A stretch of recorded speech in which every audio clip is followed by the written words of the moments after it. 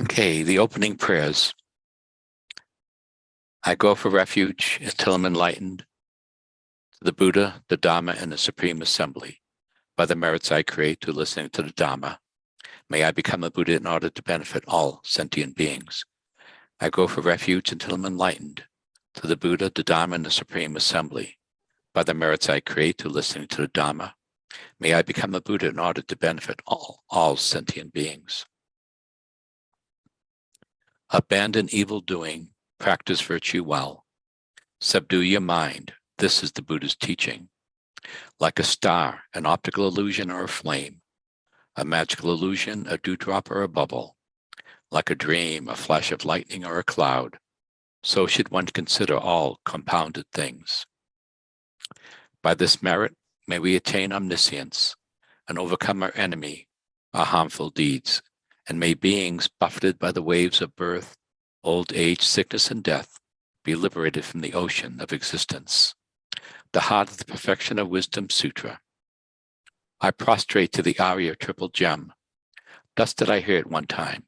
The Bhagavan was dwelling on Master Vulture's Mountain in Rajagriha, together with a great community of monks and a great community of bodhisattvas.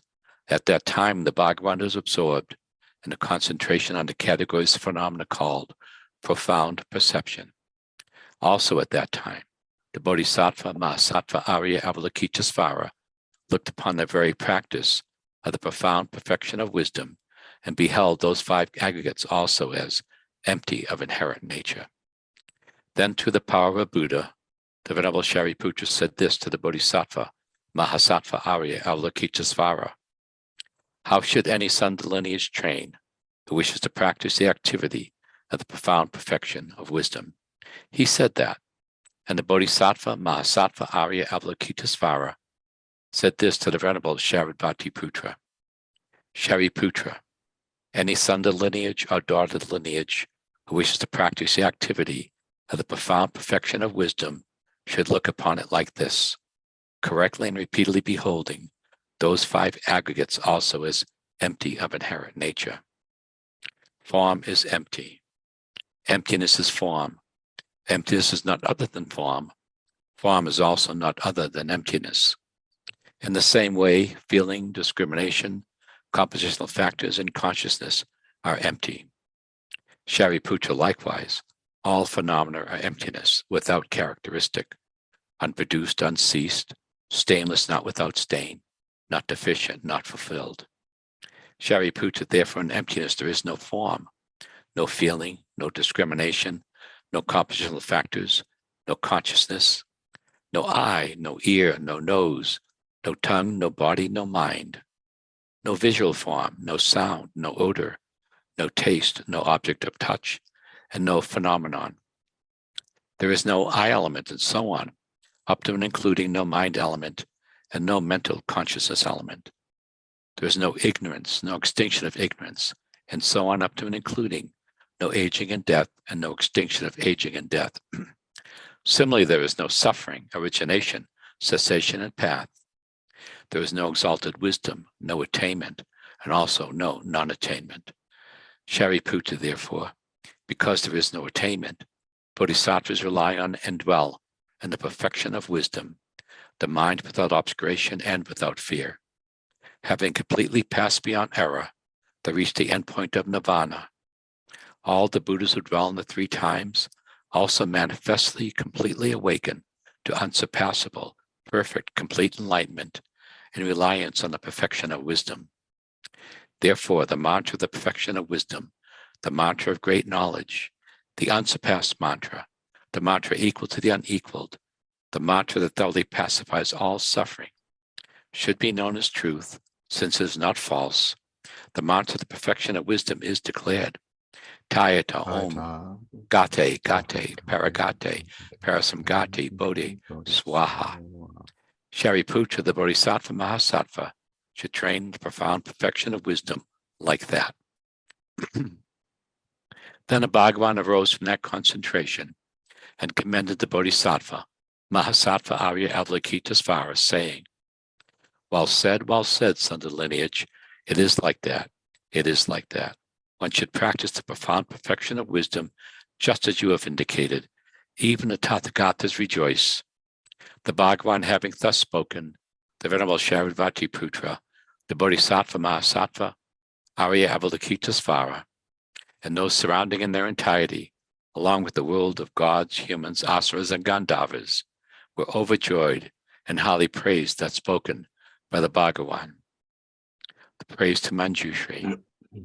Homage to my Guru and Protector Manjushri, who holds to his heart a scriptural text symbolic of his seeing of all things as they are, whose understanding shines forth as the sun, unclouded by delusions or traces of ignorance, who teaches in 60 ways with the loving compassion of a father for his only son.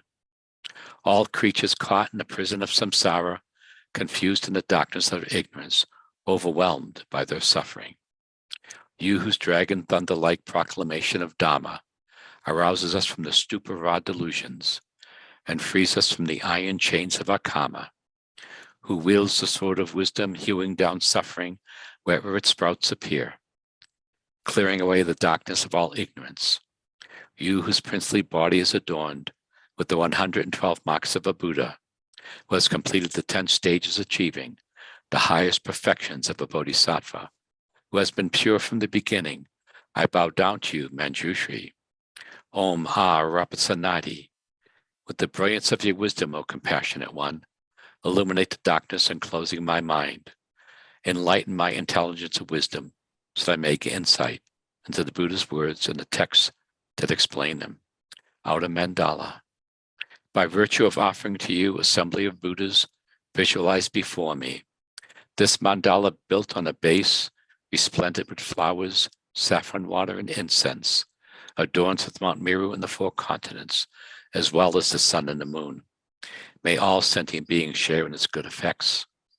In a mandala, please enjoy and bless me and all sentient beings to be released from the 3 poisonous minds, for I am offering without attachment my body's enemies, friends, and strangers, and all possessions which are the objects of my greed, ignorance, and hatred.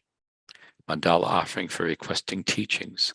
O holy and venerable Lama, from the clouds of compassion that form in the skies of your Dhamma-Kama wisdom, please release a rain of vast and profound Dhamma, precisely in accordance with the needs of those to be trained.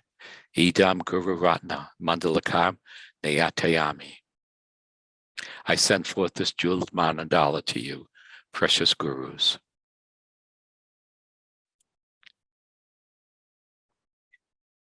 So I'd like to welcome everyone to a live recording.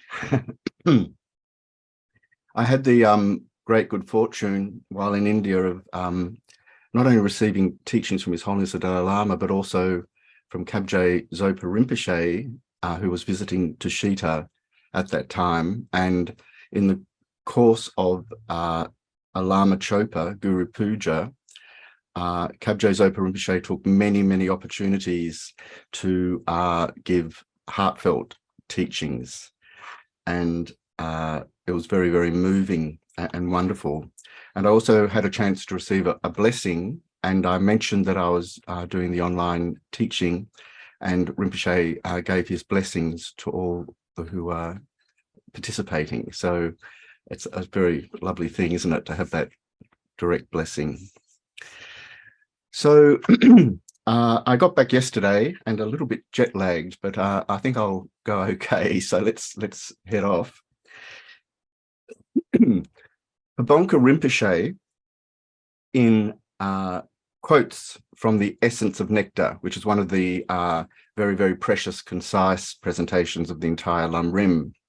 And the verse reads, "As long as you are not free of the veil of karma and obscurations, even if all the Buddhas actually came to you, you would not have the fortune to see what appears to you at present." And Pabonka glosses. He says, even during Buddha's lifetime, there were Tirthikas, outsiders, who could not see his marks and signs. They could only see a mass of faults in him. Devadatta regarded Buddha's deeds as mere fraud.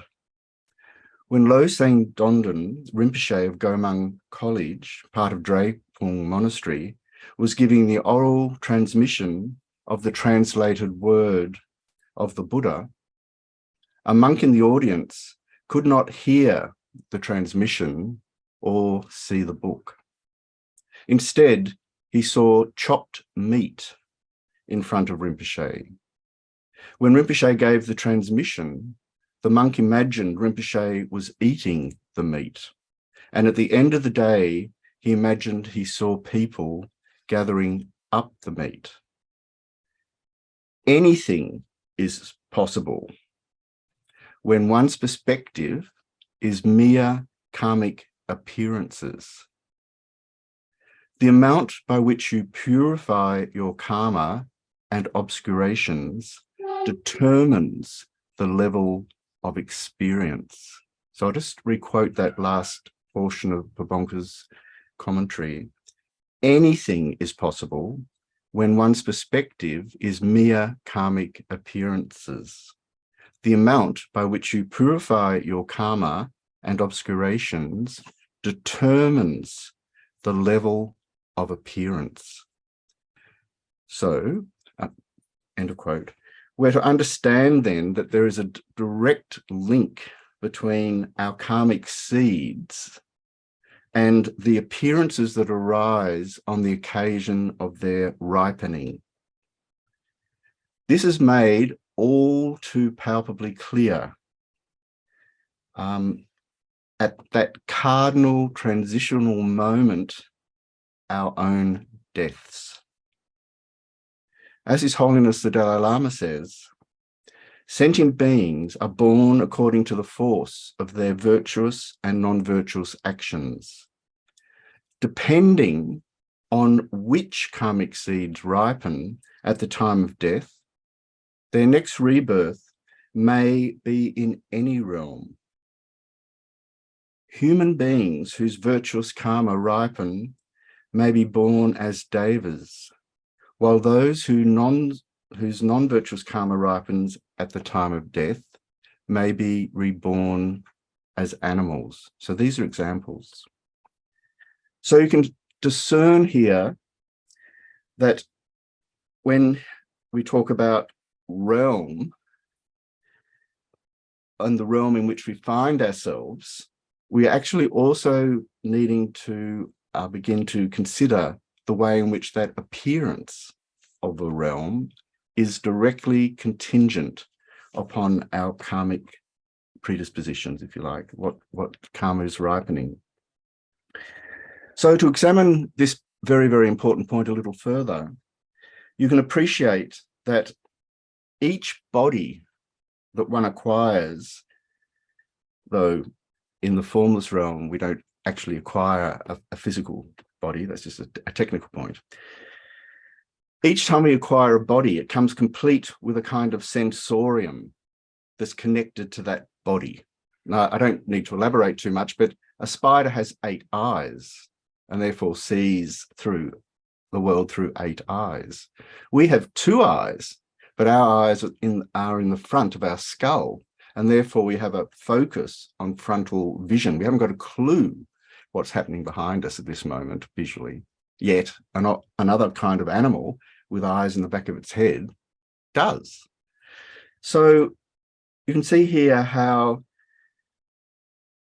in a hell realm rebirth, a being has a body that is all encompassingly experiencing pain and suffering. That's how its senses operate and how its karma is ripening. So a hell being sees only flames in the case of a hot hell. An anteater sees ants as food. A hungry ghost sees a vessel or an urn, a golden urn of nectar, as pus. So Pabonka's reference to, quote, the amount by which you purify your karma and obscurations determines the levels of experience, can therefore be seen to be a direct reference to the rebirth state in which we find ourselves following death. For example, and this leads us very much into the deep significance of Shantideva's second chapter, which we're still dealing with, the disclosure of evil. Due to the seeds of serious or heavy non-virtue, one finds oneself reborn in the naraks, the hell realms. We appear to be plunged into them, as it were. But in reality, they are no more than our own karmic appearances, our own hallucinations. Kabje Zopa Rinpoche asks rhetorically, now there is one question to that, yes, that has meaning. Those beings who harm oneself, cause harm to oneself when one is born in the hell, in the narak, those are the beings who are giving harm with weapons to oneself. Is that like a dream? That's Rinpoche's question. In the dream, you see things giving harm to you, somebody giving harm to you. Is it like that?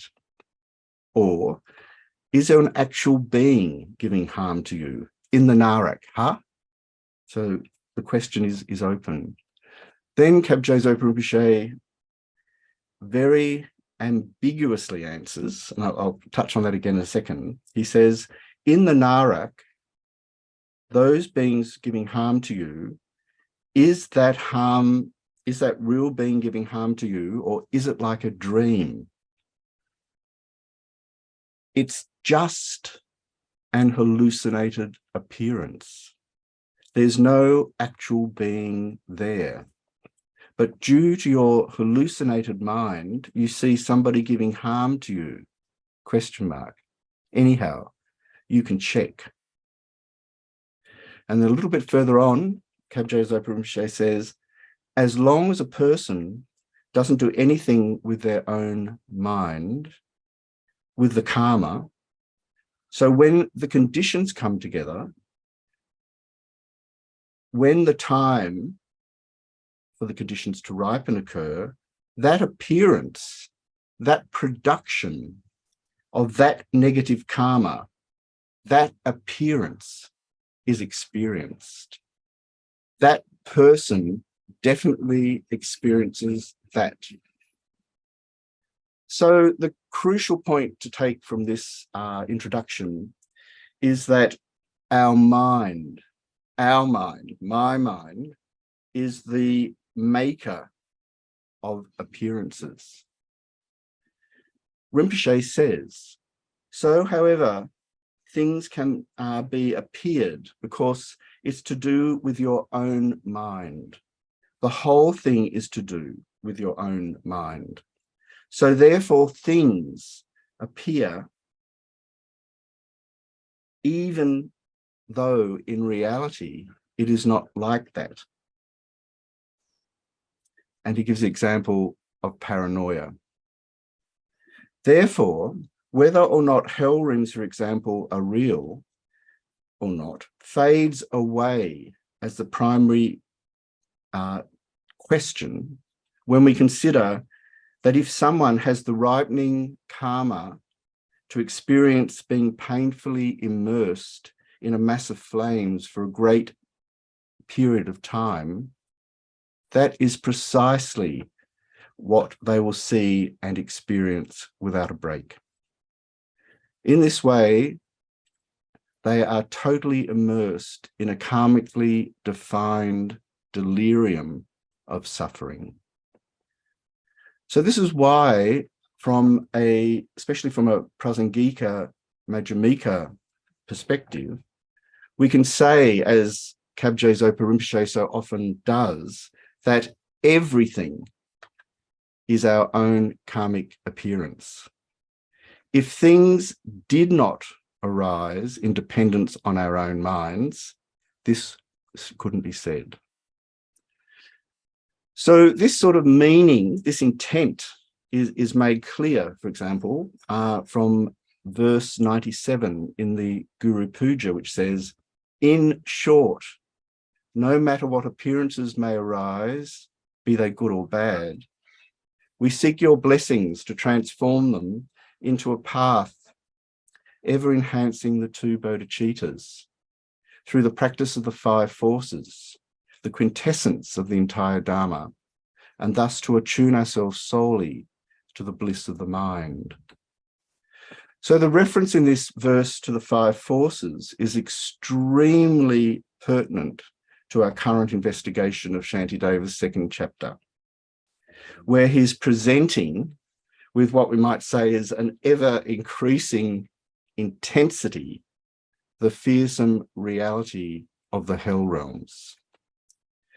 Regarding the five forces, which we are to consider as our vital innermost practice, His Holiness the Dalai Lama says, and I quote, "The first, the force of intention. This is the intention to engage in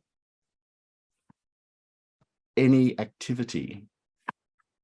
So I'm continuing the definition of the first force, the force of intention. This is the intention to engage in an activity. When you wake up in the morning, you must develop the intention throughout the day. I shall engage in the proper practice of bodhicitta, especially training in the attitude of exchanging myself for others. This is the preparation. And the second, the force of familiarity. This refers to the power of the virtuous quality of the mind and how those virtuous powers are secured and enhanced by developing familiarity with them. His Holiness says, just visualizing and meditating once will not help you very much. So when you meet suffering sentient beings, you should recall this practice. Actually, all circumstances should remind one of the need to practice bodhicitta. That is what is meant by the force of familiarity. This is very important for all practices. And the third is the force of meritorious deeds. This refers to engaging in meritorious deeds in order to increase the practice of bodhicitta. The fourth is the force of rejection, which is refraining from ill deeds. And the fifth is the force of aspiration. And His Holiness recommends, when we go to bed, we should dedicate all our merits, especially the practice of bodhicitta, for the welfare of all sentient beings. So His Holiness wraps these up with the comment, trying to integrate these forces each day is how you should go about doing your practice. Such a yogin's state of mind would not be disturbed by any external circumstances, whether they be favorable or adverse. End of quote. So this is how a practitioner approaches death, pre-armed, as it were, with the five forces. They are the most fearsome weapons that even Yama, the Lord of Death, cannot deflect. This is because they ensure that the practitioner can generate and maintain a powerful virtuous mind of bodhicitta throughout all daily circumstances and affairs. And therefore, there is no question whatsoever that they'll be able to deliberately seize the opportunity of the death process as an opportunity to engage in deep meditation. This is really a remarkable thing to consider. That mind entering into the death process, becoming more and more subtle, because of one's familiarization and practice, is able to ride, if you like, on the powerfully produced minds of conventional and ultimate bodhicitta.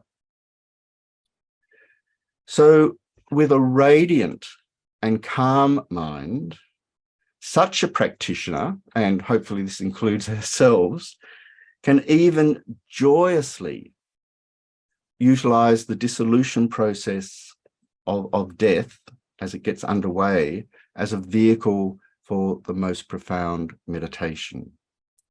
So I just mentioned that such advanced yogic techniques are conveyed in highest yoga tantra, which very significantly, given this brief introduction to karmic appearances, presents powerfully direct methods for overcoming ordinary karmic appearances.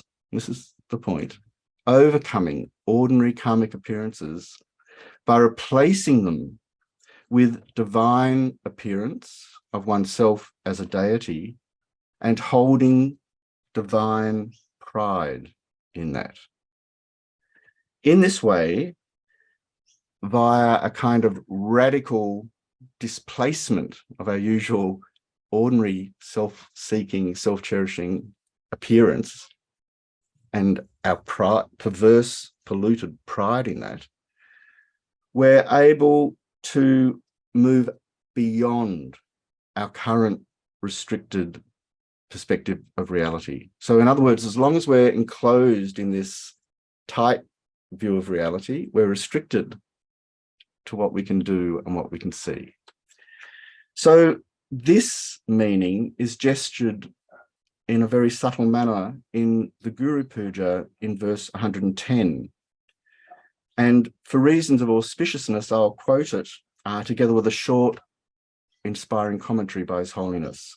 So the verse is, "Inspire me to cleanse all stains of ordinary appearance through the first stage yoga of transforming birth, death, and the bardo into the three conquerors' bodies, and to see whatever appears as the deity." So these are verses that we frequently recite, but have we really taken their intent on board? So His Holiness says, this verse deals with the practice of the generation stage. The object of abandonment of the generation stage is ordinary appearance and ordinary conception. There are two positions, His Holiness says. One holds that according to Tantra, these two, ordinary conception and ordinary appearance, are actually the two obstructions. The other asserts that ordinary appearance and ordinary conception are the object of abandonment in the context of the generation stage. At least during the meditation session, you should prevent yourself from falling under the heavy influence of ordinary appearance and conception. Realization of the generation stage matures the practitioner for the practice of the completion stage. So on that very inspiring note, and returning now directly to Shantideva's text, we are now hopefully a little better prepared to be confronted by the next verses, which are exceedingly hard-hitting. They are intended to hit us repeatedly on the head, which is to wake us up to the fraught nature of our current predicament, the scale of which we've only scarcely begun to comprehend. So unlike the practitioner who has familiarized themselves with the five forces and is therefore able to maintain a calm and relaxed mind in any circumstance, the reference here in Shantideva's chapter is to a person, and it's possibly ourselves, who has not at all prepared in this skillful and creative manner for the death process. This lack of preparation is precisely the source of their abject terror, because now it is too late. Shantideva says, quoting verses 45 and 46, and placing them under the heading, Gyaltsab Sabje's heading, the way one will be overwhelmed by suffering later. 45, who can afford me real protection from this great horror? With terrified, bulging eyes agape, I shall search the four quarters for refuge. But seeing no refuge there, I shall become enveloped in gloom. If there should be no protection there, then what shall I be able to do? End of quote. So the riveting rhetorical force of this cry, and indeed it can be our own at this frantic time of crisis, is undeniable. And Shantideva's poetic power to invoke this terrifying moment is in full swing. As Gyaltsab Sabje explains, quote, having been reborn in the hells and seeing the hell guardians, one becomes very afraid and exclaims, oh, which person can rescue me from this great fear? With fear showing in one's wide open eyes, searching in all directions for a refuge. When one does not find such refuge, despite one's search, one's mind becomes completely dark, completely downcast. So note, this sudden, desperate search for refuge in the case of these verses is not the refuge that is the base of the first power in terms of the four powers of purification. It is simply a quest to escape terror in whatever way is possible. We're trying to step away from the velocity of our immediate pain in whatever way we possibly can. So we're totally desperate. And that is why our eyes are agape with shock and horror. We search here, we search there, and all the refuges, even those particularly the ones upon which we relied in our lives to support us, are no longer providing any solace or support. So basically, we don't know what we're doing and we don't know where to look. Panic is overwhelming and everything is desperation. But as Gyaltsab Sabje indicates, the best conclusion we can possibly draw from this tumultuous juncture is to think, quote, hence one, meaning I, should go for refuge to the three jewels, starting now. So we have finally, perhaps, arrived at that conclusion. But the grim fact is that we have only arrived at it now by being driven by intense ordinary fear. Moreover, it is only at this dire point that we recognize, or perhaps start to recognize, that all the refuges upon which we had relied during our lives become naught at this critical juncture of leaving without choice this life.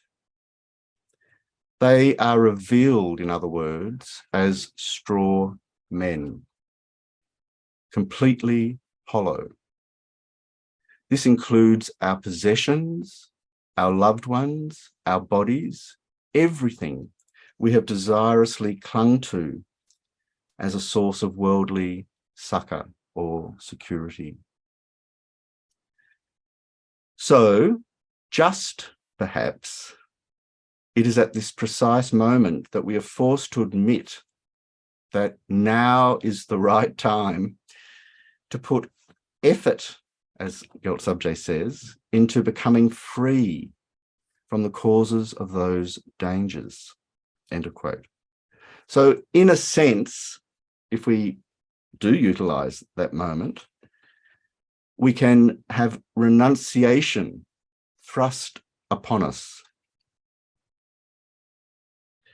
by the undeniable impact of samsaric trauma itself. So in other words, samsaric trauma can have a catalyzing effect, driving us to a genuine refuge.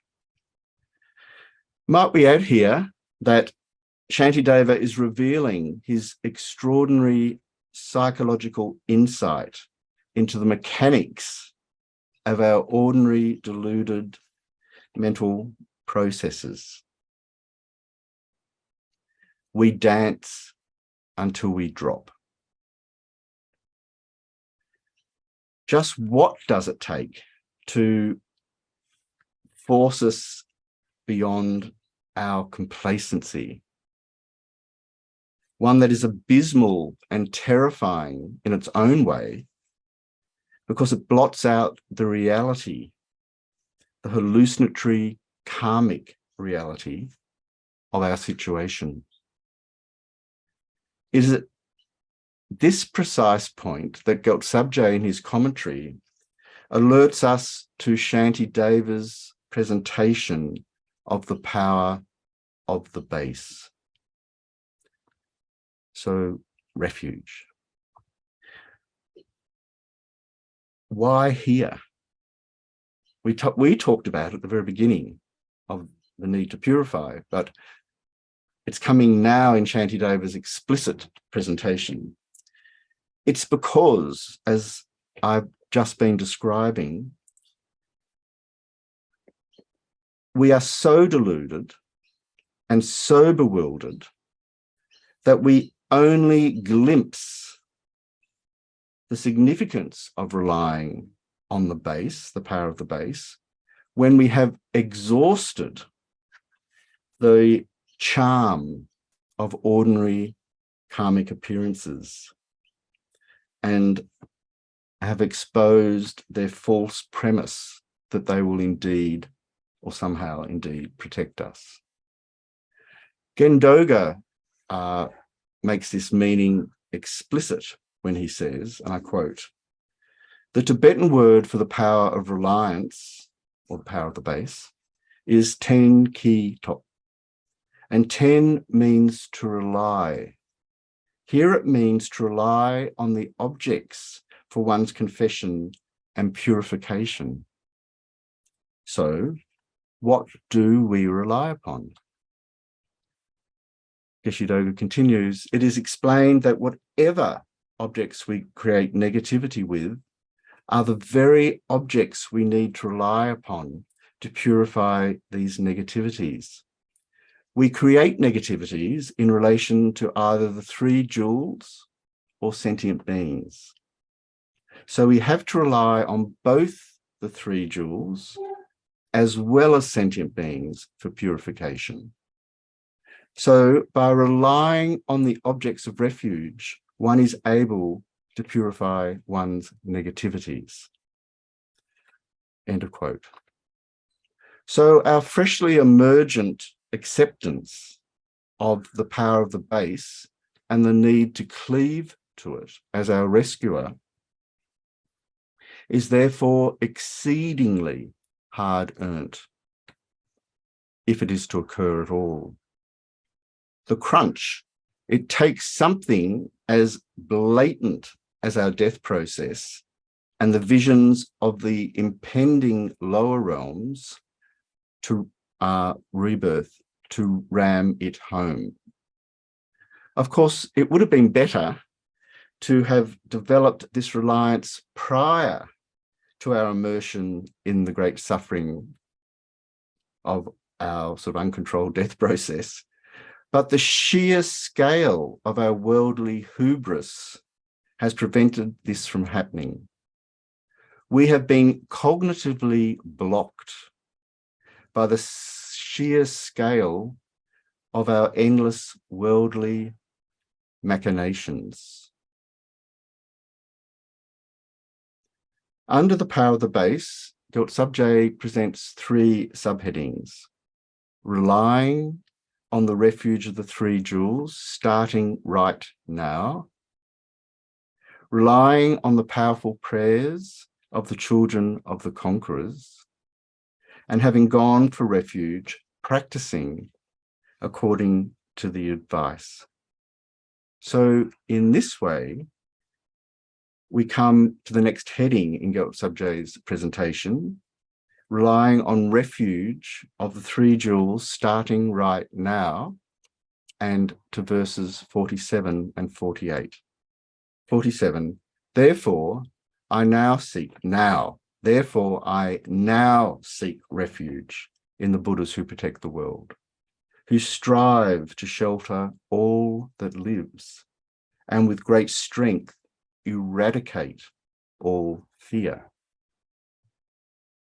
48, likewise I purely seek refuge in the Dharma they have realized, that clears away the fears of cyclic existence, and also I rely on the assembly of Bodhisattvas. So you'll notice here that Shantideva says very poignantly, only now seek refuge, referring to the first line. This painfully provisional now tells the whole story. Just what does it take to turn us around, to wake us up? As Gyaltsab Je indicates, the brutal fact is that, quote, one does not find a refuge when one is reborn in the lower realms, even if one searches. Therefore, I quickly take refuge in the conqueror, the protector of migrators, who strives to rescue all transmigrators and who has the perfect ability to eliminate all the very powerful dangers. Further, I accept the Dharma that the conqueror understood and taught, the Dharma jewel that eliminates all fears of cyclic existence. I also accept the assembly of Bodhisattvas who have attained the state of a superior as friends helping us on the path, and purely go for refuge to them. So clearly our acceptance, well, recognition first and then acceptance of the protective power of the conqueror in verse 47 has now cascaded down, as it were. It's never too late to receive a blessing, to include the acceptance of the Dharma that he understood, referring to Shakyamuni Buddha, and then to accept and embrace the assembly of Buddhas who have attained the state of a superior and thus are perfectly qualified to present pure Dharma.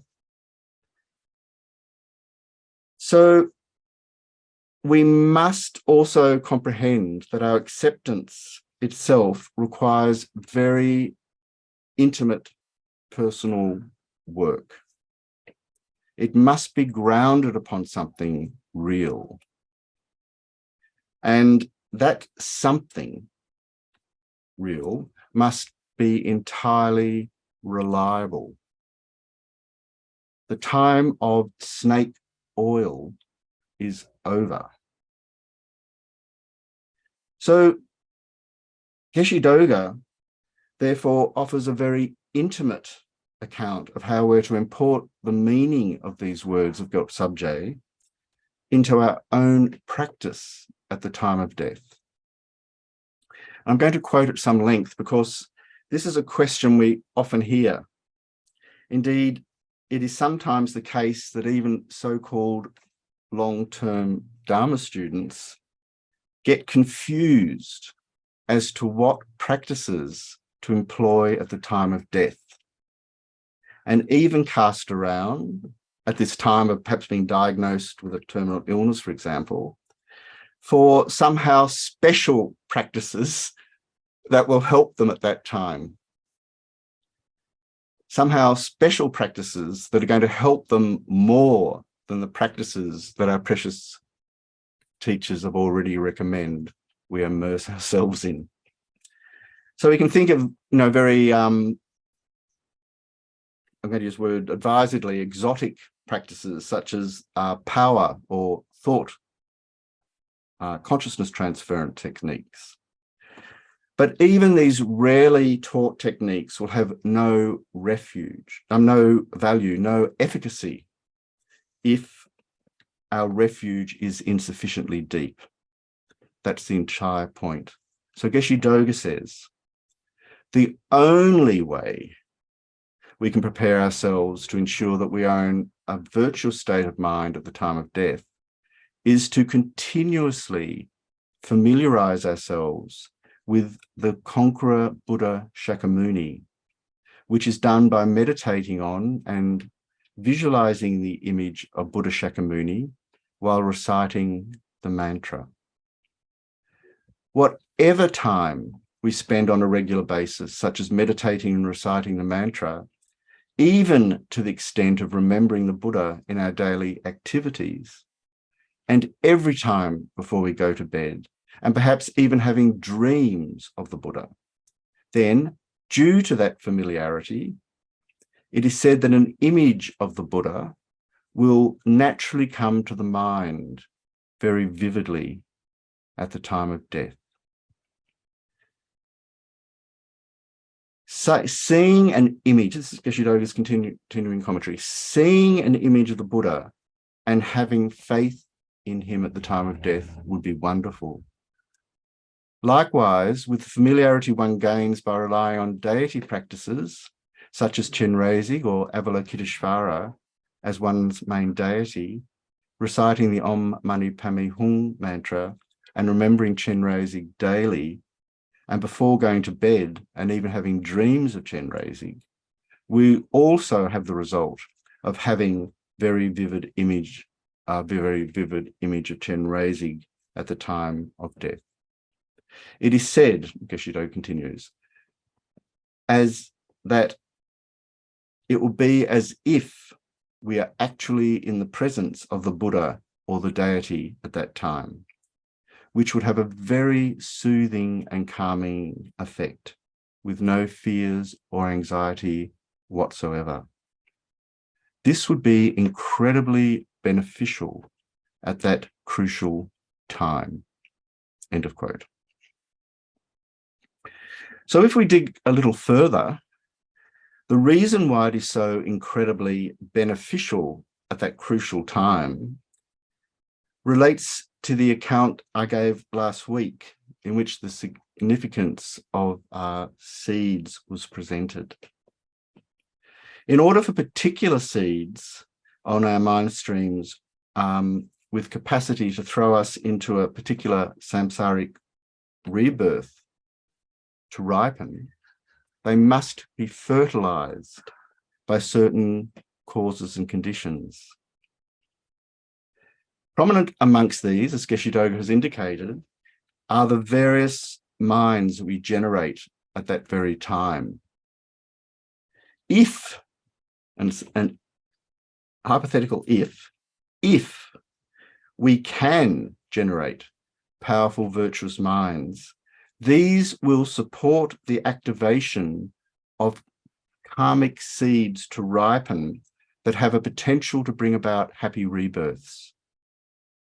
And the contrary is true of powerful negative minds arising at that time, which will have the capacity to fertilize and nourish and cause to ripen the imprints of powerful non-virtuous minds, such as anger, hatred, resentment, and so forth. So the grim fact remains, because we may be in physical and mental distress at such a time, the prospect of such deluded minds, which we discussed in terms of kleshas to manifest at that moment is very strong. So we know this just talking in common terms, isn't it? That when we're very tired and we're upset, we're capable of generating deeply disturbed states of mind and to see the world in a deeply disturbed way in dependence on that. So if we're afraid of that, we should be even more concerned at the time of death. So hence, again, the vital importance of having established a strong familiarity with virtuous minds prior to the death process. So you can recall here the significance of integrating the 5 forces into our lives. More particularly, we should work to gain strong familiarity with such stable, virtuous minds by training ourselves daily, as Geshe-Doga has indicated by way of example, by meditating on and visualizing the image of the Buddha Shakyamuni while reciting the Buddha's mantra. This is because we recognize the Buddha as a font, if you like, of perfect virtue, independence on recognizing their enlightened qualities, such as perfect love and compassion, omniscient wisdom, and so forth. And thus, spontaneously, we find it easy to generate a virtuous mind while holding the Buddha, for example, as our object. This is why it's often the case that even highly realized meditators often place an image of His Holiness the Dalai Lama in a position that can be easily seen from their pillow. This is actually really, really important advice to us all. Merely by glimpsing His Holiness, that meditator is able to invoke powerful, powerful states of virtuous mind.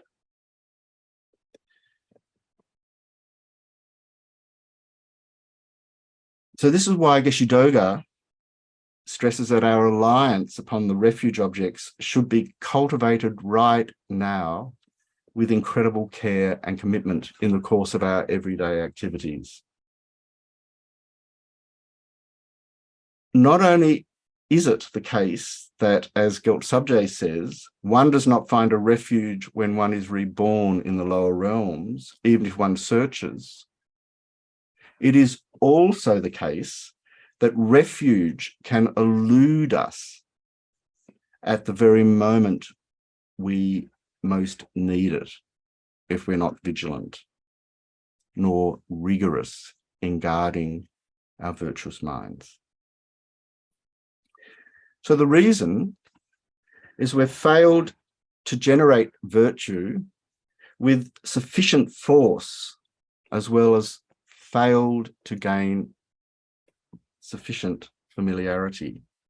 This is precisely why Geshe-Doga is asking us not only to meditate on the visualization of Shakyamuni Buddha and to recite the Buddha's name mantra while in meditation, but also to remember the Buddha throughout our daily activities and even during our sleep. So it's a very powerful practice for us all to visualize the Buddha, for example, as we're going to sleep. And rather than having ordinary thoughts arising, replace them with the sound of the Buddha's mantra. Kabje Zopa Rinpoche tells a marvelous story involving a devout lay practitioner, a woman, who had familiarized herself in exactly this way. And he says, there was a Tibetan woman who lives in Kathmandu, who went on pilgrimage to Nalanda in India, where only a few huts and some ruins of the meditation hall are left. When this woman was standing in the ruins of the meditation hall, for several minutes, she saw Guru Shakyamuni Buddha. seated on a throne, and then afterwards he disappeared. She also saw a small figure of Guru Shakyamuni Buddha on her hand during teachings from His Holiness the Dalai Lama in Bodh Gaya. So these, in Rinpoche's quote, these are signs, if you like, of the depth of her virtue and her faith. In this way, we can understand that there's a real prospect at the crucial time of death that we can bring the Buddha to our mind and recollect the meaning of the Dharma and the preciousness of our contact with the Sangha refuge, and thereby flood our mind with radiant virtue that will dissolve away trepidation and fear. This is why Geshe Doga refers to our attention to the word purely take refuge. And the reference here is to verse 48 of Shantideva.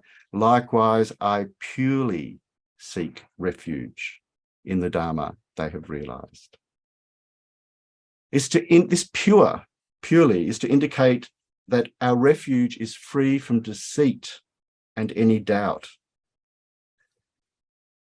And the likewise, with which verse 48 opens, indicates that this pure seeking extends to all three refuge objects. So we know how to integrate them.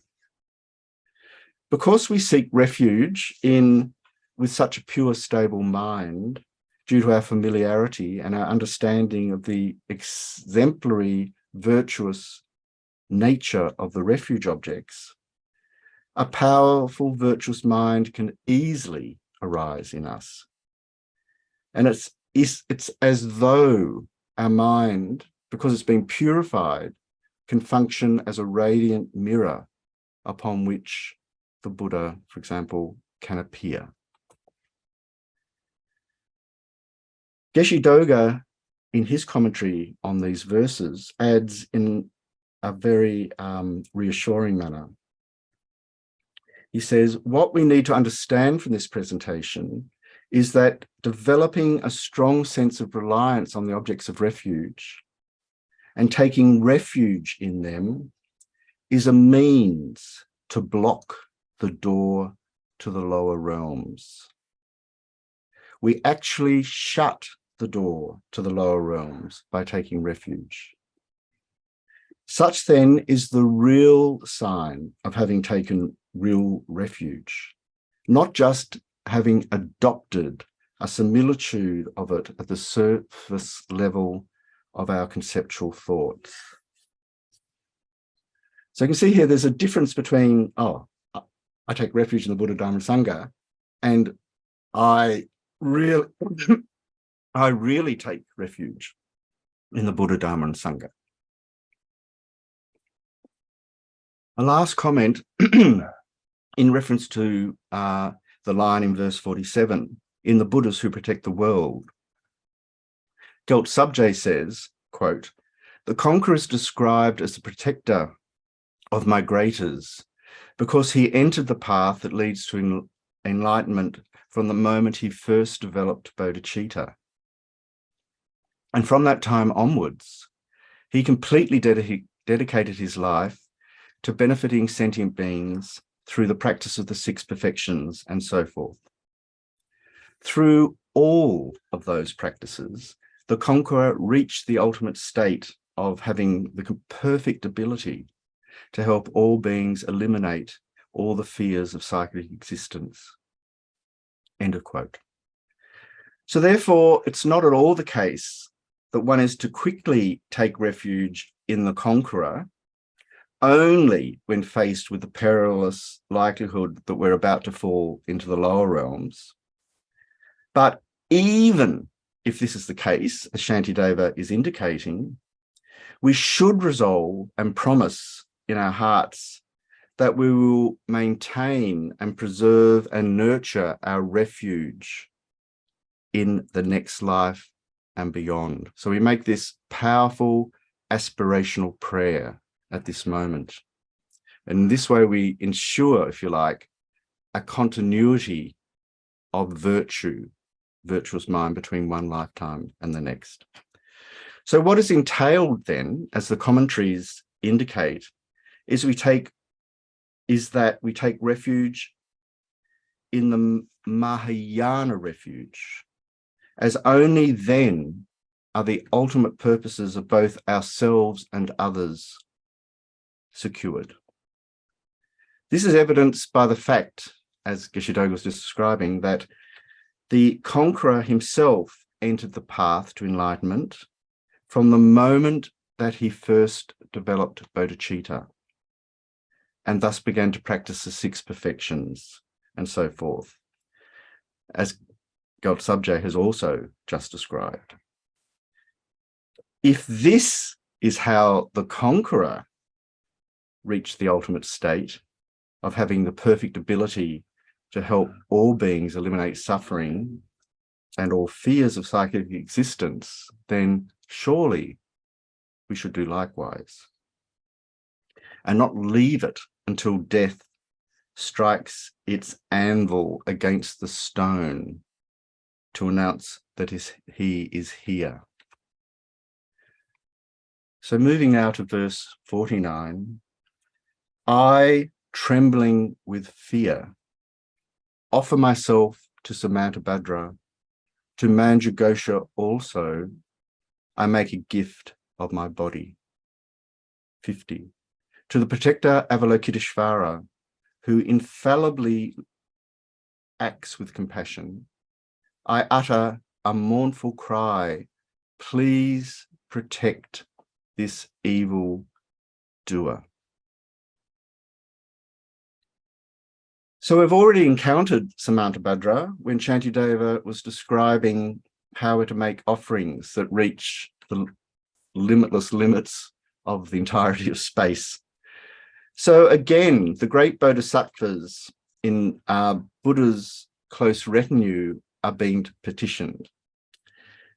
And of course, within the Mahayana context, we also see the great bodhisattvas as manifestations of purely enlightened Buddhas. So there are interesting discussions going around that, but they are total, reliable refuge objects. Manjushri, the embodiment of wisdom, penetrating into the way things are, and the protector Avalokiteshvara, whose actions are non-deceptive due to great compassion, are the first called upon. With the most heart-rending pleas, we invoke them, because we discern the great rescuing force they have established by making from their side, over vast periods of time and with immense effort, powerful, expansive, aspirational prayers to do precisely this: rescue suffering sentient beings such as myself. So you'll recall that the fifth force is none other than the force of aspiration. That the topic of offering our body now returns is perhaps due to our newly acute awareness of the pending, always pending horrors of the hell realms, a horror no longer abstract, but all too real, all too tangibly real. To view and therefore compulsively cling to our body as an end in itself is now revealed as blatantly absurd. That's why we give up our body. Why on earth hold on to it? It's failing us totally. Now let it go. So we offer it, in other words, as a material for the Buddhas and enlightened beings to transform for the benefit of others. So this is an act of profound altruism, generosity of offering our bodies. So the next two verses of Shantideva's second chapter extend this plea to include other great bodhisattvas. 51, in my search for a refuge, I cry for my heart, for Akashagarbha, Shittigarbha, and all the compassionate protectors. And I seek refuge in Vajrapani, upon the sight of whom all harmful beings, such as the messengers of death, flee in terror to the four quarters. So you can see here, this is the exact inverse of us searching for refuge desperately in the four quarters, futilely, because we haven't recognized the source of genuine refuge. And now we have a genuine refuge object vanquishing in all four quarters the forces of suffering and evil and so forth. So that Vajraholder Vajrapani, the Lord and holder of tantric secrets, is a manifestation of the Buddha's enlightened power. Hence, his spontaneous capacity to cause the angry minions of the Lord of Death to scatter into the four directions, as Gyaltsabje says. And we'll meet him again in Shantideva's famous dedication chapter, where again his strength or might is extolled. And I quote verse 11 from the dedication: "Why are the henchmen of Yama, the unbearable buzzards and vultures, afraid? Through whose noble strength is joy brought upon us and darkness dispelled. Looking up, they behold in the firmament the radiant form of Vajrapani. Through the force of their joy, may they be free from wrongdoing and find his company." Having gone for refuge, practice according to the advice. It's the other one of Gyaltsabje's subheadings. And it's referring to verse 53, and I quote, "Previously, I transgressed your advice, but now, upon seeing this great fear, I go to you for refuge. By doing so, may this fear be swiftly cleared away." End of quote.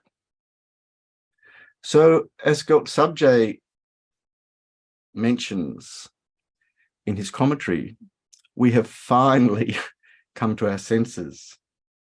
Our recognition of our negative deeds, and particularly our transgressions in relation to the advice of the holy beings themselves, now performs as a vivid catalyst for change, for transformation, as manifested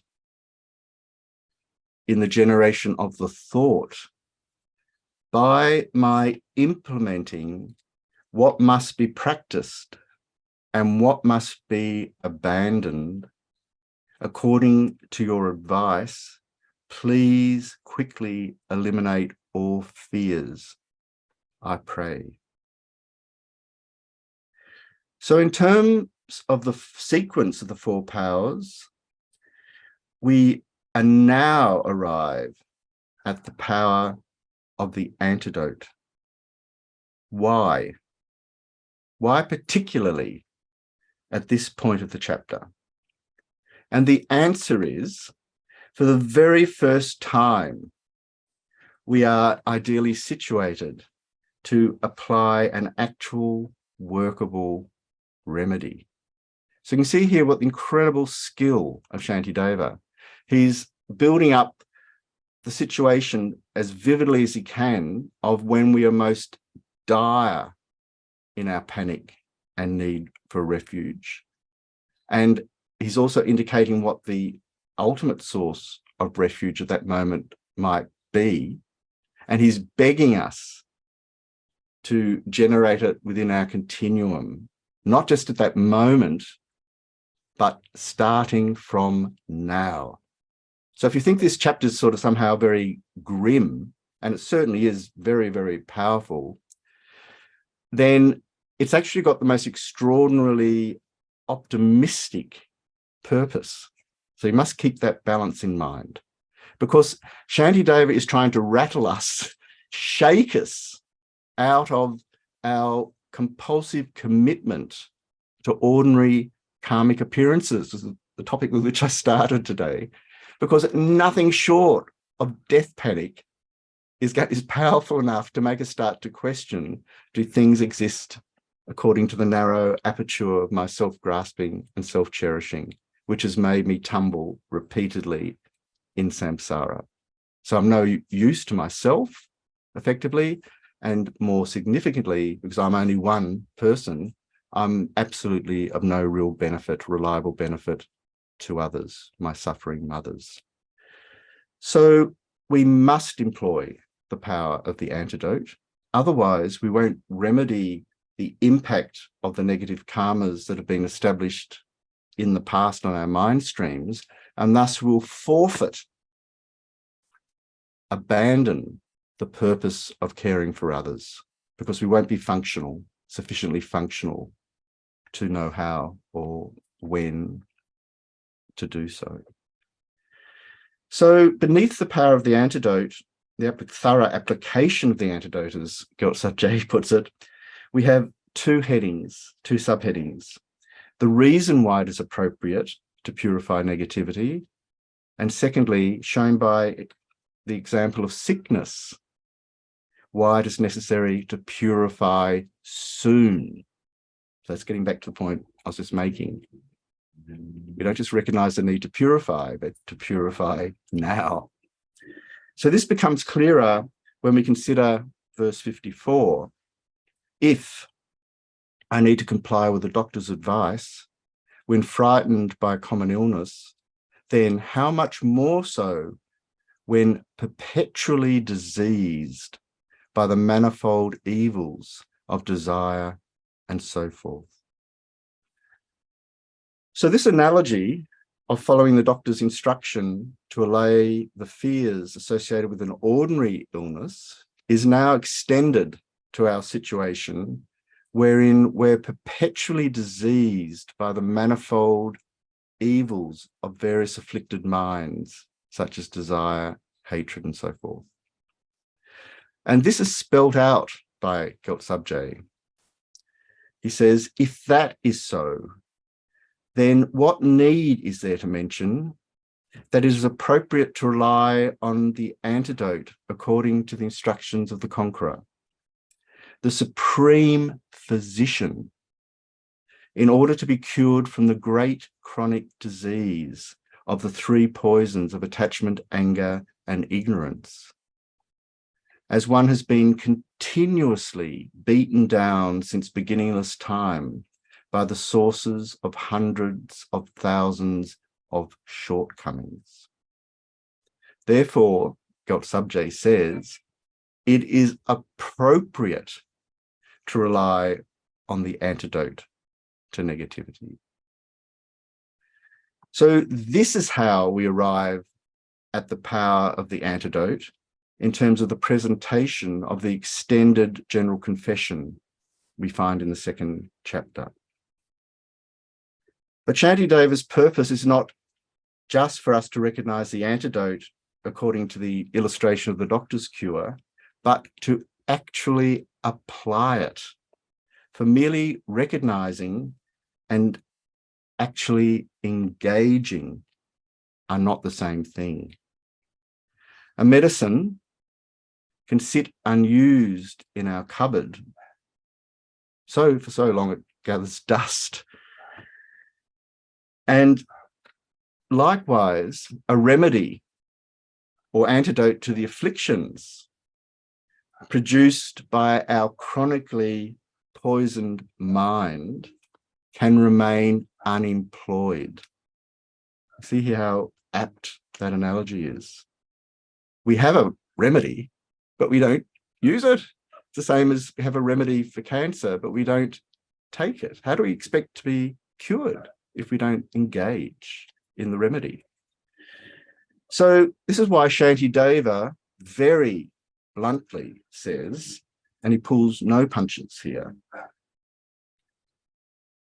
that the great physician is the one who has the antidote, the complete antidote to our chronic problems, and thus has offered us a cure, but we have ignored it. And this is precisely to address our current predicament. So the next topic is under the heading, "The sickness of the three poisons has many shortcomings, and the medicine to destroy it is rare." And this is referring to verse 55. "And if all people dwelling on the earth, on this earth, can be overcome by just one of these, and if no other medicine to cure them is to be found elsewhere in the universe." So the next topic is, it is appropriate to practice according to the advice of the Supreme Physician. 56, which continues from the last. "Then the intention not to act in accordance with the advice of the all-knowing physicians that can result and uproot every misery is extremely bewildered and worthy of scorn." So I'll read that again. "Then the intention not to act in accordance with the advice of the all-knowing physicians that can uproot every misery is extremely bewildered and worthy of scorn." Therefore, as Shantideva, as Sabje indicates, it is appropriate to practice according to the advice of the Supreme Physician, especially because they offer a remedy to uproot not just the cause of physical pain, but all miseries. This might seem blatantly obvious to us now, but the very serious question we must ask ourselves is this: are we actually engaged in appropriate purification on a daily basis? Or, due to our obsessions with cyclic existence, do we consider to do it once in a while? Perhaps not even for days at a time. Shantideva's next verse is therefore calculated to rudely shock us into a more appropriate response to our usual predicament, where we're constantly masking, or dare I say, band-aiding over a continuously festering, toxic, even septic wound, to extend the medical analogy.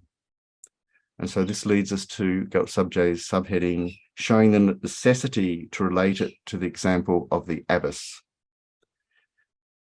Okay, so amazingly, we still haven't got it. So Shantideva is now going to have us on the edge of an abyss to make sure that we click.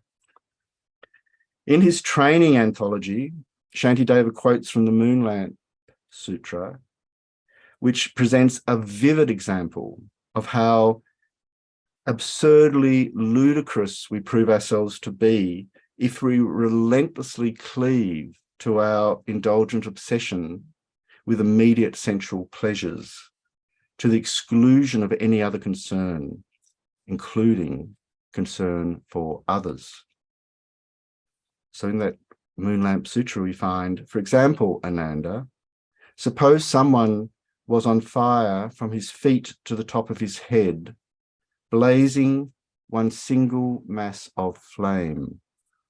And suppose someone else approached him and said, "Hey, you, come over here. With the flames that are burning your body not extinguished, obtain the pleasures of the five senses, and having them, play around, have fun, and enjoy yourself. Ananda, what do you think about this?" What an incredible image. A person blazing from top to bottom, seeking to find satisfaction in worldly pleasures at that moment. So we, analogically speaking, are that person engulfed in flames, still seeking samsaric pleasures at whatever cost. Similarly, Tsongkhapa says, quote, "If what you do brings on suffering eventually, though it may appear in the moment as happiness, then do not do it. After all, food beautifully cooked but mixed with poison is left untouched, is it not?"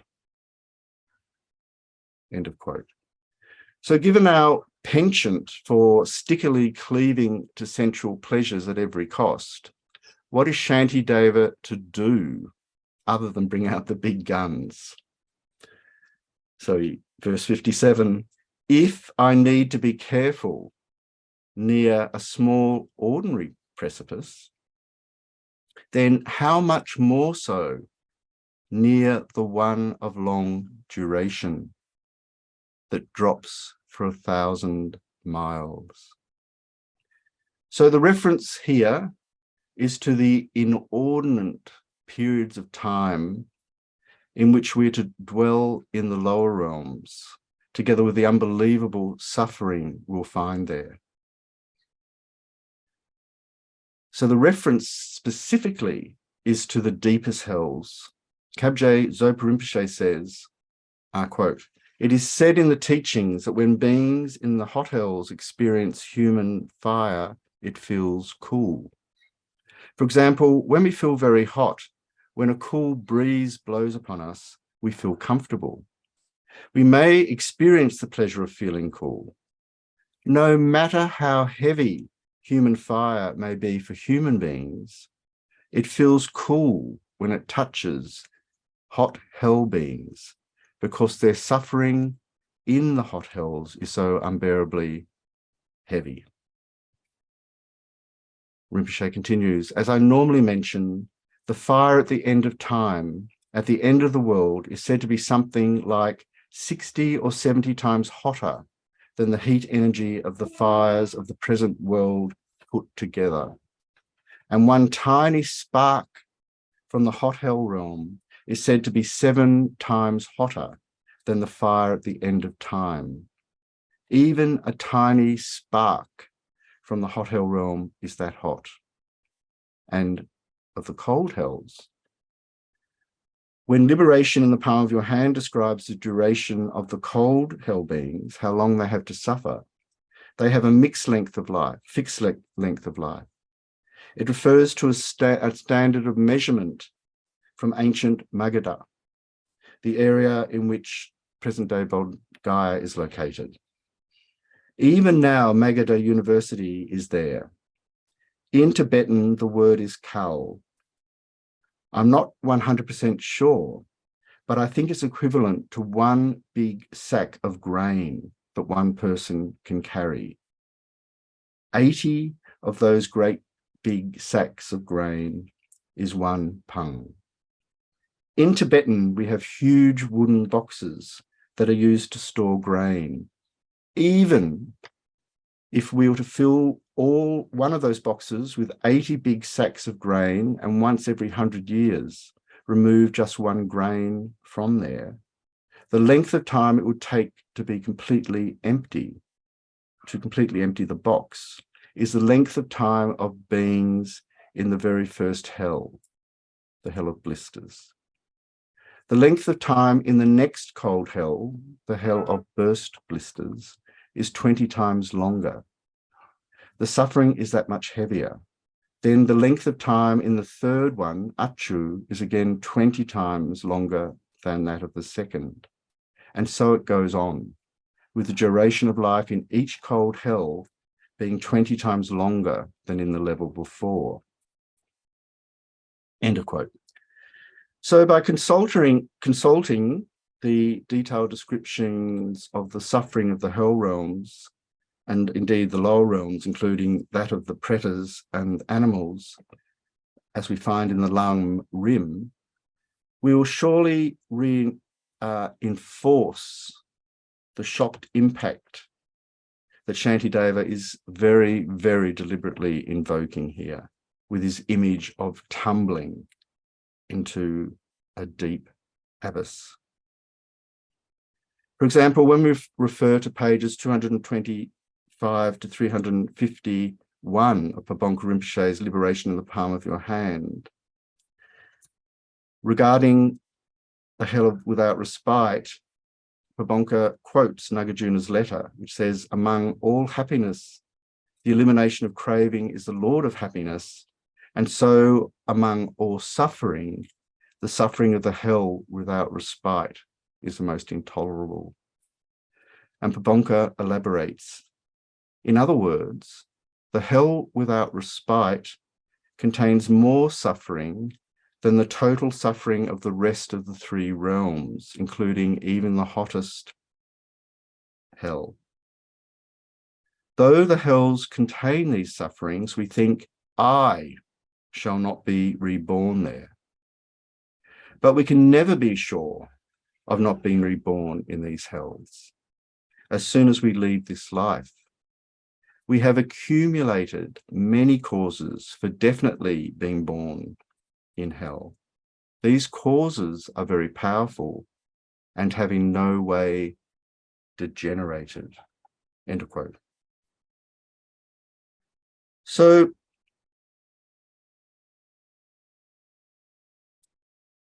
it's against such a karmic background, if you like, that we're to read the intent of these pungent verses of Shantideva. Again, as Nagarjuna in his letter says, such sufferings are utterly intolerable. One will experience them billions of times, so long as the non-virtue has not run out. One will not stop living this life. So Shantideva pushes further.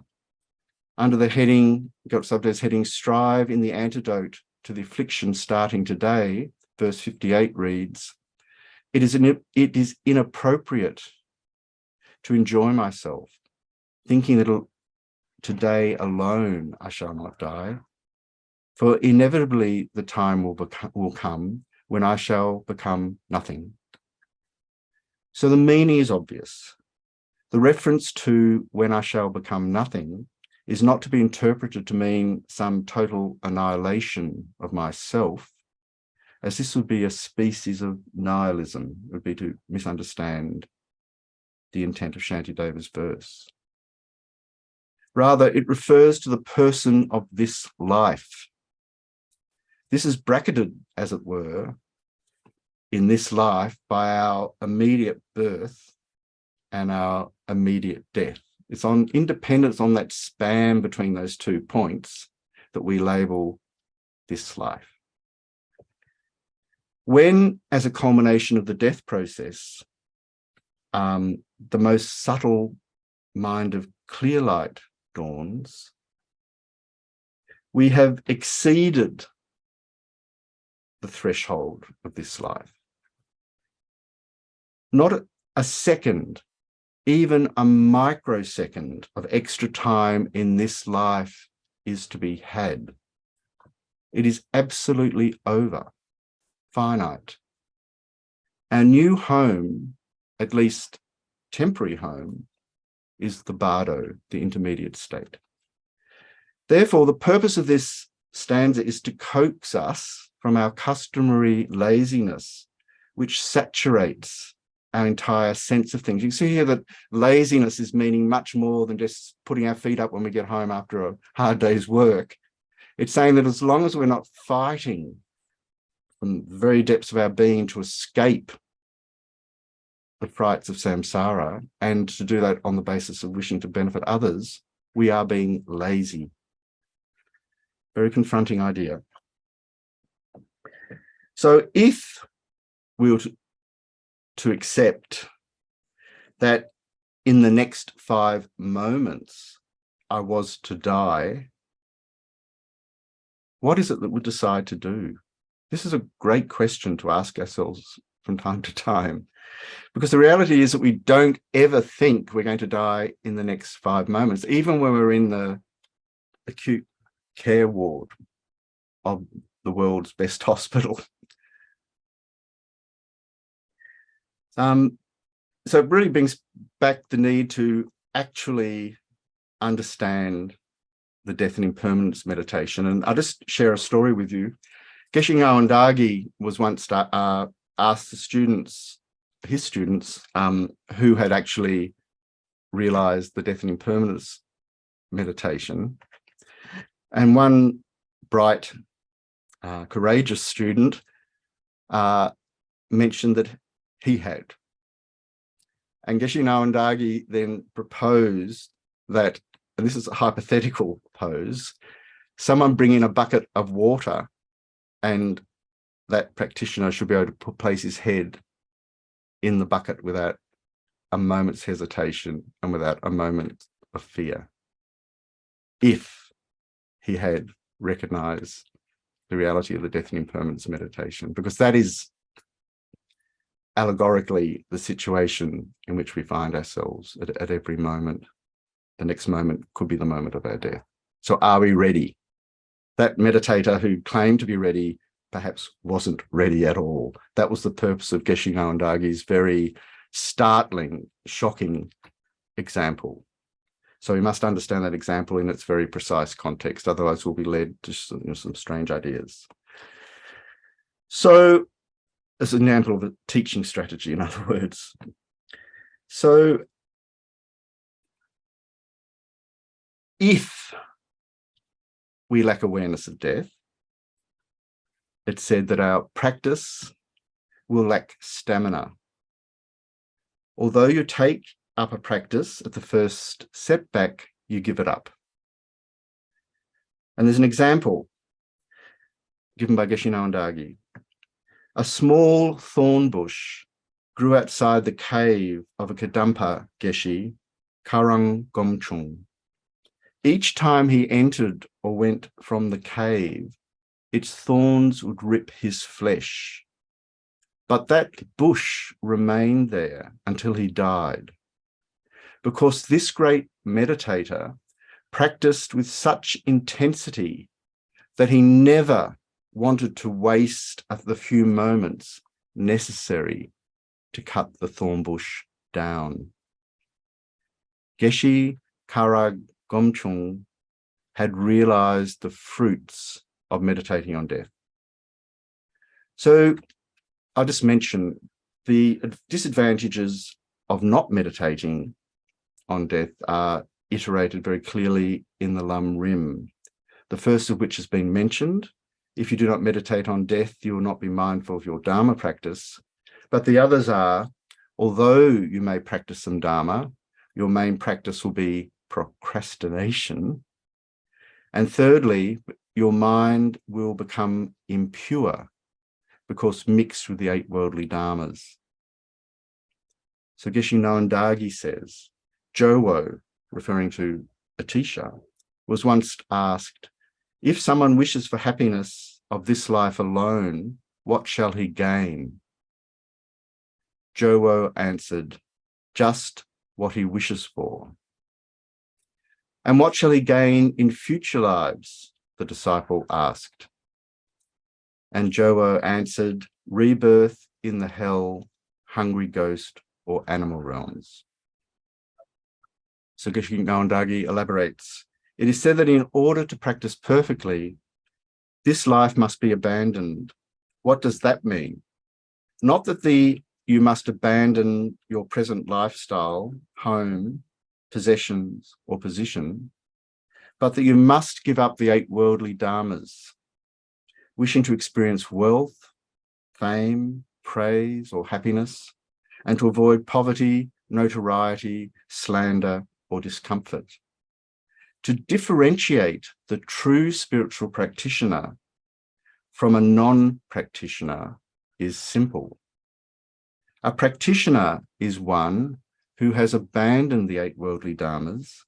A non-practitioner is one who is controlled by them. Geshe Potawa once asked Lama Drom Tompa, what is the line between Dharma and non-Dharma? Lama Drom replied, that which contradicts the beliefs of samsaric people is Dharma. That which does not is non-Dharma. So the fourth disadvantage, oh no, I'll leave that for the moment, I think. So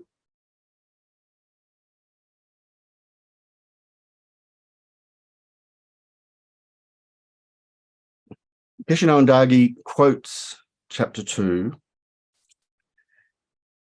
And he says, when grasped by death's agents, what value are friends? What value are relatives?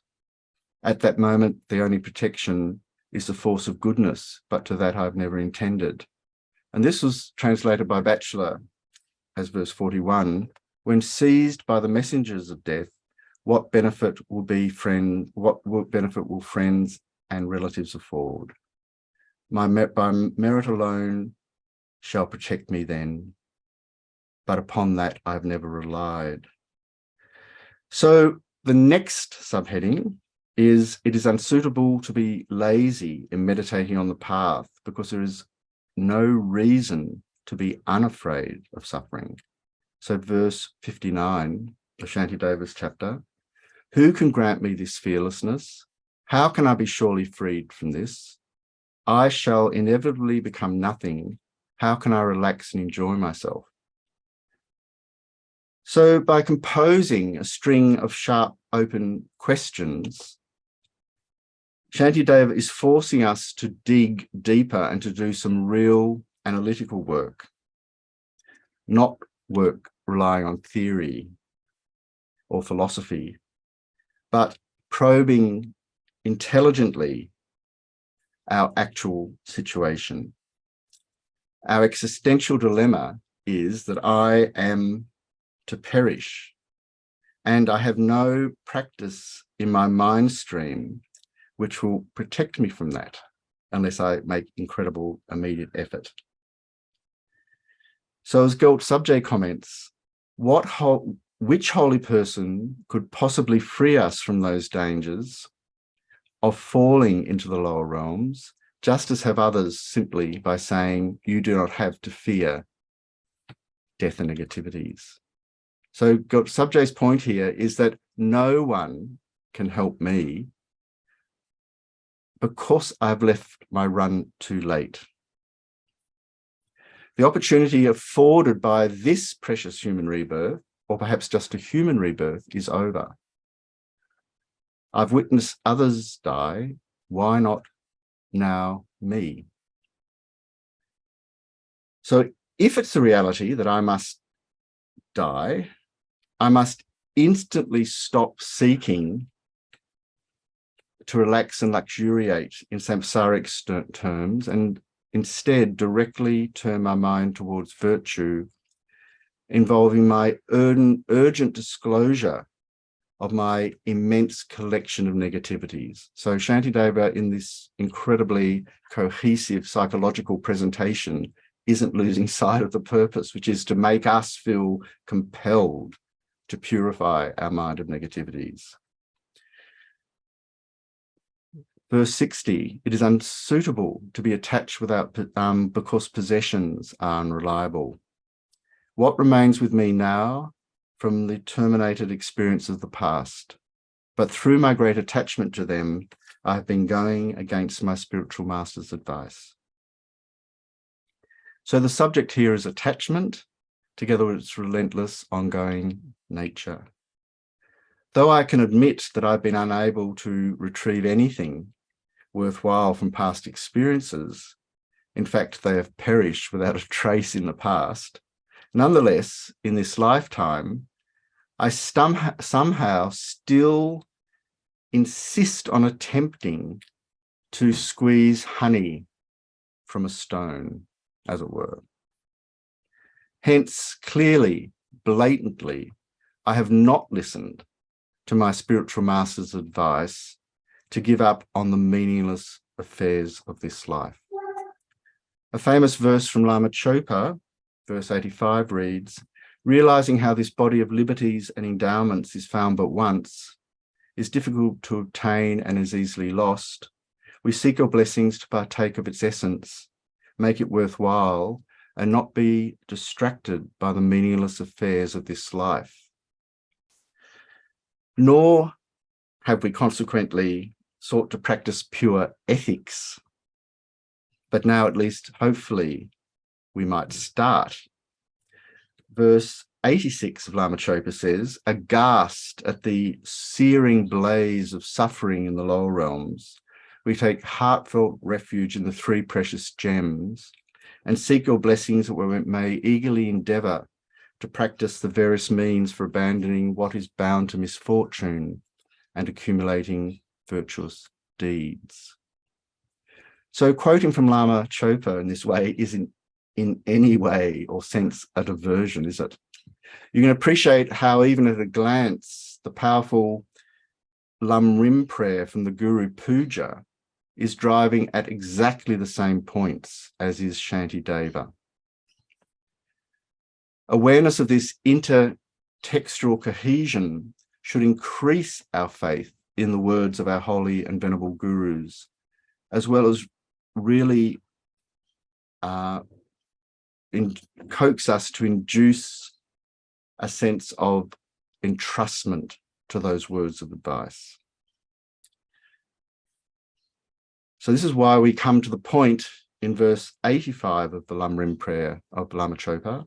To you, O holy and venerable gurus, supreme field of merit, we seek your blessings, O protector and root of well-being and bliss, that we may come under your joyful care. So this is precisely the surrender to the joyous care of our gurus, that our attachment to cyclic pleasures has obstructed. Even if we already have a guru, it is what prevents us from taking their advice to heart and putting it into practice. In effective terms, this means that we have hedged our bets, keeping one foot in samsara, just in case we miss out on something precious that is yet to be discovered, and one in the merit field, because nonetheless, that does look appealing and from where we currently hover. So we must take a definite step into the security of the merit field. So 61, Shantideva. It is unsuitable to be attached to friends and so forth. If in a similar fashion to this life, I have to give up friends and relatives and I have to go alone, how suitable are all friends and non-friends? So I'm going to move ahead. I'm going to quote 62 now, which comes under the heading of striving day and night to be free from negativity, liberated from negativity. How can I be surely freed from unwholesomeness, the source of misery? Continually day and night, should I only consider this? So Shantideva is unequivocal here. We are to check night and day how best to separate ourselves from non-virtual states of mind, while also seeking to purify the imprints. Gyaltsabje suggests that it's only by having certainty with regard to cause and effect that we can hope to achieve success in purifying. Additionally, Gyaltsabje mentions that there are some who feel that they don't need to understand karmic relations because they have gained certainty with regards to emptiness. But such an apparently or superficially profound claim exposes their folly, their colossal failure to achieve the view of the meaning of the meaning of emptiness as dependent arising, and the karmic law of cause and effect, which is a pivotal example of dependent arising. Tsongkhapa, in his praise of dependent origination, says, and I quote, "Non-dependence, you have said, is just like a sky flower. Non-dependence, therefore, does not exist. Anything existent by its own nature contradicts existence by causes and conditions. Nothing is not dependently arising. Nothing, therefore, is not empty of self-nature." So it would seem that Gyaltsabje is indicating the existence of such practitioners, the ones who believe they don't need to purify because they've realized emptiness, as a cautionary example so that we don't fall into that very trap. And from another angle, he's cautioning us not to feel that because we are somehow advanced students on the path, We no longer need to bother ourselves with tediums, such as day and night engagement in purification, as this is what Shantideva is recommending. I say this because I once heard a so-called, I use the word so-called deliberately, experienced Australian Dharma student say that he didn't need to engage in the Noonday fasting practice because it was only a practice for beginners. Just mention that, throw that out there. Oh dear, what palpable folly. So the next subheading in Gyaltsen Sabje's outline is confessing what one did before. So Shantideva, with verse 63, quickly changes gears as we're coming to the end of this extensive section involving the disclosure of our non-virtues. And there are certain things remaining to be done, certain additional powers to be employed to ensure that our expansive general confession is successful and complete. So the exquisitely organized logic of Shantideva's exposition is clearly evidenced. He first identifies what it is that we are to confess and then presents the way of confessing. This then is followed by a promise to refrain from performing such actions again. And this promise is made to the holy gurus who were the focus of the disclosure from the very beginning and who have been accompanying us at every point along the confessional pathway. So Shantideva, what one has to confess, verse 63, whatever has been done by me through ignorance and unknowing, be if the breaking of a vow or by deed of nature wrong, the way of confessing, 64, I humbly confess it all in the presence of the protectors, with folded hands, prostrating myself again and again, with my mind terrified by the misery to come, and under the heading, making a promise to refrain from the negativity after requesting attention. 65, I request the guides to accept my negativities as mistakes. Since they are unwholesome, I shall not commit them again. So Gyaltsen Sabje says that one is undertaking to keep this promise not to commit again, even at the cost of one's life. Regarding these virtues, these verses, we can identify the instruction to withhold hands, prostrate oneself again and again, while confessing is referring to that of the power of the antidote, the third power. By engaging our body and mind while purifying in this way, we set up a precise counterfoil to the manner in which a non-virtuous mind formerly drove our body, speech, and mind, so that they became a tool of non-virtue itself.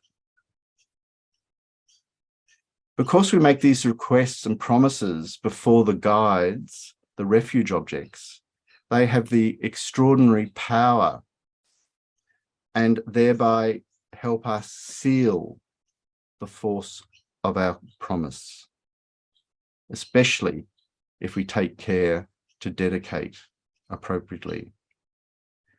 So I might actually finish there. I have got some more notes, but I want to move on to the third chapter next week. But I thought just to mention by way of auspiciousness, some indication of signs of purification. It's said that at the end of a purification process, it's very important to feel that we have purified all our non-virtuous karma. So just what are the signs that one has indeed done this? You might dream that your body has been washed, or that you have received clean new clothing, or that dirt or blood is expelled from the body. Flying in the sky is another example, as is dreaming that one is eating curd or milk. Likewise, you might dream that you're meeting your teacher in whom you have placed trust, or you might dream of meeting with ordained practitioners, or that you are at the top of a high house. You might also dream of moon or sunlight streaming in rays. Dreaming of listening to Dharma can also happen. Fighting buffaloes or adversaries can also occur in other dreams. With repeated strong application of the four powers, such positive signs will indeed occur.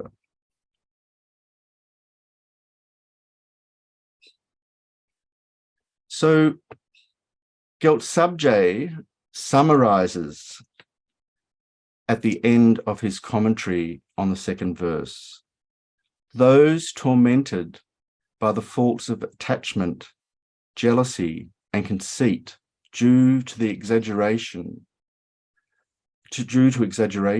will not generate the supreme mind. Hence, whatever mistakes one made with body, speech, and mind, confess them from the depths of one's heart to the protectors. And he then cites the name of the chapter. This is the chapter on the confession of negativities. And he also identifies it as the second from the introduction to the actions of Bodhisattvas. So you can appreciate that it's quite something to prepare a presentation on those verses. So I've attempted to couch them in an entire context so that we don't feel maudlin or depressed or downcast at all, but we actually see the need to rise to an extraordinary challenge. And that challenge is actually very, very exciting, because this is the precise manner of purifying our mind so that we can open out to this compassionate embrace which cares for the benefit of others, even beyond the confines of my own self craving and need. So it's a way of opening out to a whole new universal vision of reality and transformative capacity. So that's the purpose. So are there any questions or comments? We've got a few minutes because we started a little late, didn't we?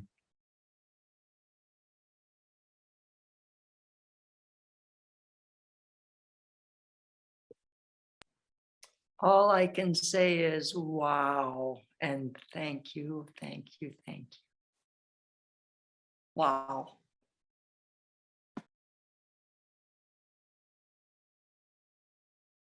I do know that Kabje Zopa Rinpoche is very famous for presenting the hell realms extensively to beginners who turn up at Kopan Monastery in Nepal to do an introduction to Buddhist meditation.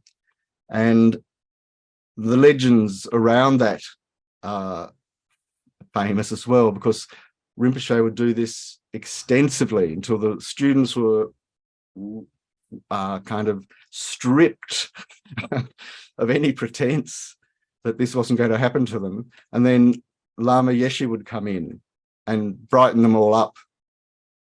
And then Rinpoche would be back again to talk more about the hell realms. And so it's a way of shaking the edifice of our complacency in a very, very significant way. And so it loosens it up. In that shock, it loosens up the sort of articulation of the system that's so tight we can't even begin to separate one thing from another. And in that breakage, if you like, we can begin to realign the pieces and begin to explore. So it's really a very, very powerful thing. And that's why in the commentaries on this verse, on this chapter, it's stressed, as it is in all the purification practices, that we're to feel very, very deeply that, yes, I have purified, my negative karma, through the power of this purification process, because that feeling of having purified is itself a most extraordinary purifying agent. Because up till now, we have relished in a perverse way performing negative actions. We've fed off them. And that has reinforced our capacity to continuously be negative. And so the more we can feel that we're purified, the more capacity we will find we have to act in a skillful, virtuous manner going forward. So to sit, Geshe-Doga recommends in his Vajrasattva commentary, when we're absorbed Vajrasattva into our heart, which is following the application of the 4 powers, and it's really its culmination, that we merge our mind with the purified, absolutely purified state of Vajrasattva, this luminous state, and just sit there for a period of time. That is incredibly transformative. And it means that even the faintest inkling of a negative thought, when it gets underway, that might be the moment we get up from our cushion, someone yells at us to do something, that we witness the rising of the negative thought as though in a new stark clarity. And so we have more potential to purify. And so it's a cumulative process. I mentioned that because it's very, very inspiring to look at it that way. So it's not a matter of bashing ourselves and lacerating ourselves with misery and self-pity at all, because as I mentioned in the very first talk, Buddha nature is underlying all of these topics, that the stains of negativity are adventitious, meaning that they're there as a consequences of causes and conditions and can't be there otherwise. And because they're conditional, causal in this case, it's definite that we can overcome them by applying an antidotal force. If they were inherently evil imprints on the mind, then our mind would be married to them indefinitely. So that isn't the case. And so a failure to purify is, in a real sense, a failure to recognize our Buddha nature. I just mentioned that. That's also very inspiring. Yeah. I threw out quite a lot of content in the last 2 talks, I realized. I took advantage of not being online. I just thought I'll just simply put it out there and then run away and come back. But I wanted to provide a deeper context for these topics. So it's not some trite moral diatribe that I've been engaging, or nor for that matter as Shantideva. So it's really trying to bring it back to fundamental. So I might finish there, and next sessions are going to be very, very inspiring indeed, because we're moving on to look at the nature of the Bodhisattva's vow, and then the following chapters explore the path of the Bodhisattva and articulate in vivid detail the obstacles that the practitioner meets on the way. And so that psychological journey continues through the text. So I might ask Lou to conclude with the dedication prayers. Thank you.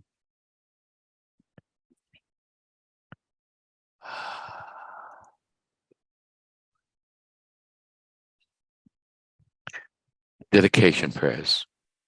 For as long as space endures, and for as long as living beings remain, until then may I, too, abide to dispel the misery of the world.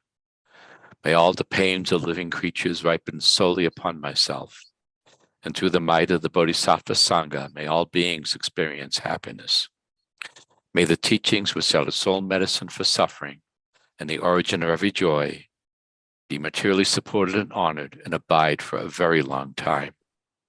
I prostrate to Manjughosha, through whose kindness wholesome minds ensue, and I prostrate to my spiritual masters, through whose kindness I develop. Due to the merits of these virtuous actions, may I quickly attain the state of a Guru Buddha, and lead all living beings without exception into that enlightened state. May the supreme jewel bodhicitta that is not arisen, arise and grow. May that which has arisen never diminish, but increase more and more. May my Venerable Lama's life be firm, his white divine action spread into 10 directions, dispelling the darkness of all beings in the 3 realms. Long life prayers for His Holiness the Dalai Lama, the wish-granting, wish-fulfilling jewel, source of every single benefit and happiness in this world. To the incomparably kind Tenzin Gyatso, I beseech, may all your holy wishes be spontaneously fulfilled. In a land encircled by snow mountains, you are the source of all happiness and good. All-powerful Chen Rezig, Tenzin Gyatso, please remain until cyclic existence is ended. Lama Zopa Rinpoche, you uphold to subdue his moral way, who serve as the bountiful bearer of all, sustaining, preserving, and spreading Manjanath's victorious doctrine, who masterfully accomplished magnificent prayers, honoring the 3 jewels, saving myself and others, your disciples.